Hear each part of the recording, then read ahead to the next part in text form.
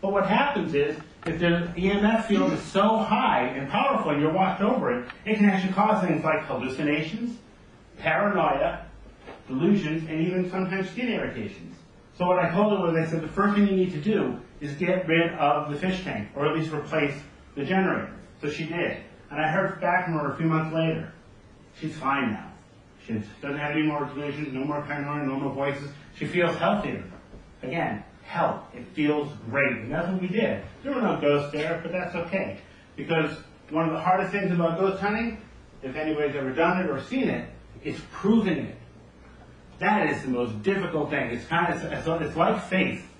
You cannot prove faith, but if you have it, man, nobody can shake it from you, can they? If you believe in God, Buddha, whatever, it's your faith, isn't it? And that's your personal belief, your personal experience. So personal experiences you cannot shake. When I heard the voices in the cemetery, my daughter heard hello in her ear. You can't shake that. You cannot shake the belief of something that happened to you. And those are very powerful things. Now, I'd like to go over briefly, if I can, just some of the tools we use in ghost hunting and try to explain them quickly, as not to bore you too much. But one of the primary things about spirits you have to remember is that they're a collection of energy, because they're not skin anymore. They don't have the bodies we have anymore. So they're what's left of our bodies afterwards, energy. Oddly enough, most of our bodies, if many of you may know, is actually made of nothing more than electrical impulses that repeat over and over again. Your brain fires a synapse, that's electricity. My arm moves up and down, my brain sends a signal, that's electricity. So in life, as in death, we are made up of energy. At least that's the current thought. So with that in mind, we can use electronic devices to try to capture spirits, like this digital recorder. I've actually started this digital recorder before my lecture because, well, I can't stop ghost hunting, so hopefully I'll get something from reviewing this later. But the simple principle behind this being is that in 1959, Fredrik Jurgensen, who was a Swedish filmmaker, he was actually also a bird aficionado. He loved birds. He went out to his field in Sweden and he recorded bird songs. He loved them. But when he played them back at home, he heard voices that weren't there when he recorded them. And this is the first known case of an E.V.P. being recorded, or electronic voice phenomenon. Anyways, later on he discovered the voice was actually that of his mother, and it was telling him that he was being watched. So what happened later was that he met up with another guy named Konstantin Radu, who actually became a student of his to learn how to do these, and he developed a thing called the Radu voices. But later on in the 60s he published a book called Contact, and that's where he coined the phrase electronic voice phenomena, or as we may know them today, E.V.P. So by using simple electronic recording devices, cassette recorders, televisions, answer machines, baby monitors, anything that has a speaker output generates what they call white noise. We can't hear it, but you can hear it if you turn on your TV or the radio on the AM station, that static. That's white noise. And that's the energy that spirits can use. They can manipulate that white noise to actually make a message on here. And that takes energy. Anything an entity does or tries to do takes an enormous amount of energy. That's why whenever you see a spirit do something, that's what it's all energy. That's why we use electrician tools. Not as fancy as ghost hunting tools, is it? No, they're just electrician tools. This is an EMF meter, electromagnetic field meter. What it does, it reads the output of anything electrical. So if I were to turn it on and just place it right here in the ground, it would read somewhere 0.1. That's just normal, everyday background energy. But if I brought it over to this projector of the computer, the thing will start spiking. Right now it's saying, what's that say? 13.7. That's caused by the electricity of the generator inside, causing the thing to spike.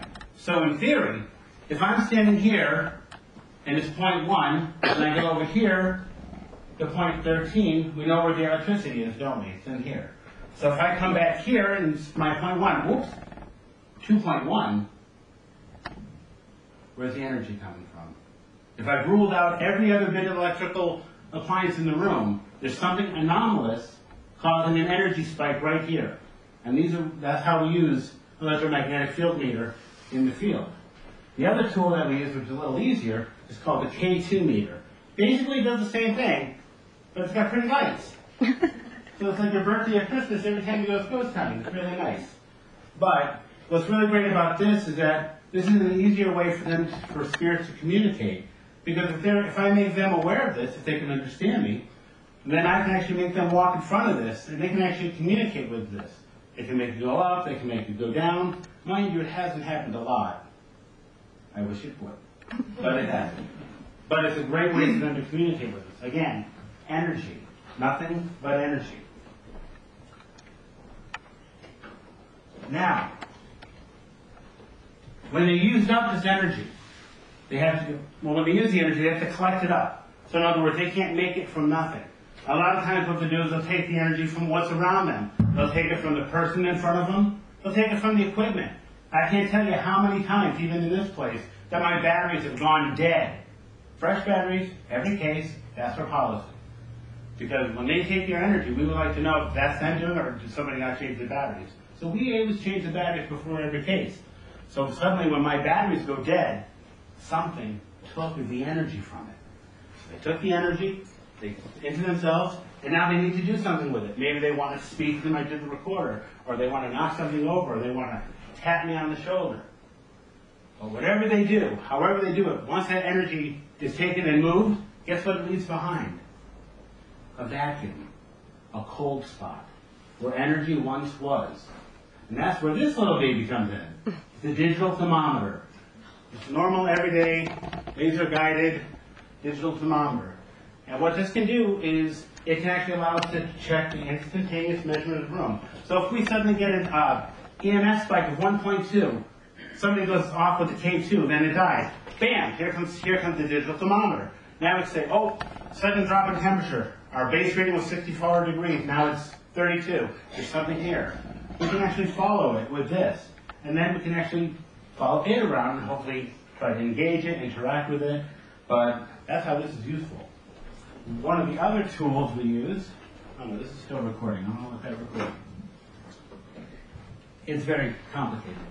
A camera. I know what you're saying. It's a camera, I don't understand it. No, but seriously, it's just a regular digital camera. You can use a digital, still, video, doesn't matter. The reason that works, the reason it's ideal, is that the camera has lenses that our eyes don't. It can read things that we cannot read. Just like a digital recorder can hear things that we can't. It's designed differently. What's great about cameras, digital or still, is that they can see into the spectrums we cannot see. They can also take a picture of something that's moving still, that would be moving in front of our eyes that we wouldn't see. You've probably seen a dozen or so thousand pictures online of what they call orbs, probably all over the internet.